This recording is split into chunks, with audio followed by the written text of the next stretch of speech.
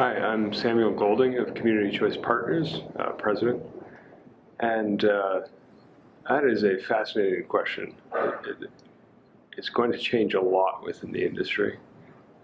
So the power charge and difference adjustment, PCIA debate, is about the apportioning of costs for contracts that the utilities have entered into between the customers that remain with the utility and those that depart to community choice service. And many of these contracts that are eligible for cost recovery are the renewable portfolio standard contracts.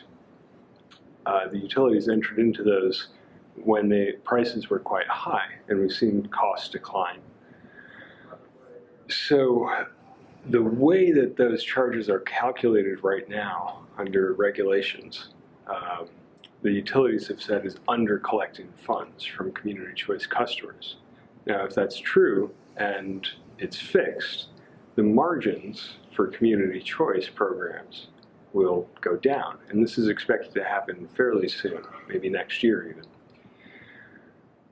In response to that coming market transformation, community choice agencies have begun to evolve in a few distinct ways that we categorize as 2.0 and potentially 3.0 models. The 2.0 model is about how the agencies are evolving operationally as load-serving entities in the energy business.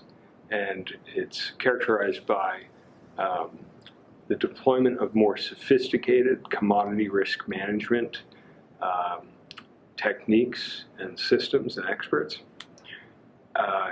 and an expansion of the capabilities of these programs to accelerate distributed energy resources. And without getting into too many of the details, delivering on both energy risk management and distributed energy requires a much more sophisticated back, middle, and front office in these agencies.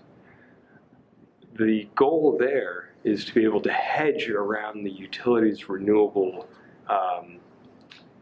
portfolios every year, because the way that the costs are allocated changes. It fluctuates with the markets.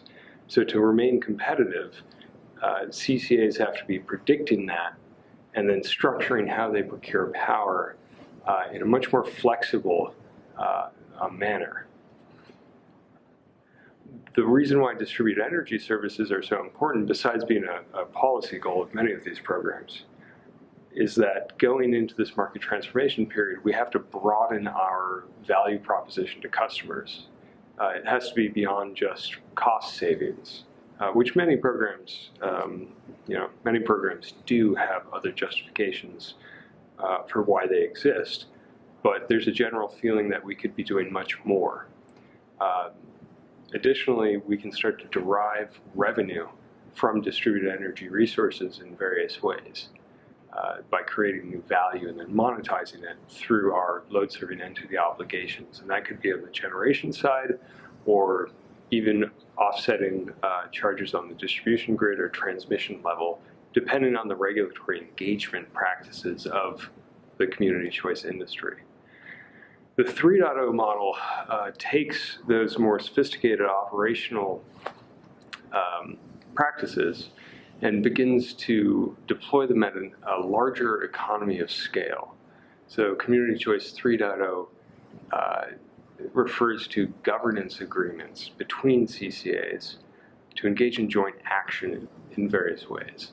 And that could be sharing services, pooling procurement requirements so that they're kind of spreading risk, or even, and these are things that are starting to happen through the trade association, CalCCA, and directly between different CCAs, such as Monterey Bay and Silicon Valley, which recently issued a request for solar and storage combined together.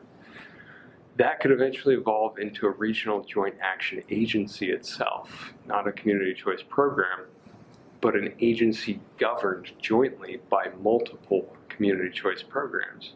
And this is a governance strategy that we see throughout the public power sector all around the country.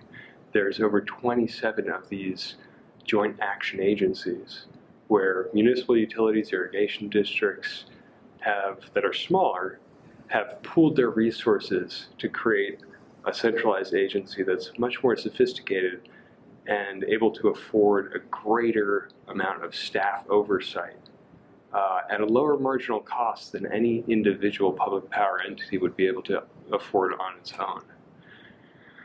So we're at the beginning stages of this, but everyone's talking about it now, and there's activity all around the industry, and we know that financially there's a lot of things we have to figure out fairly quickly.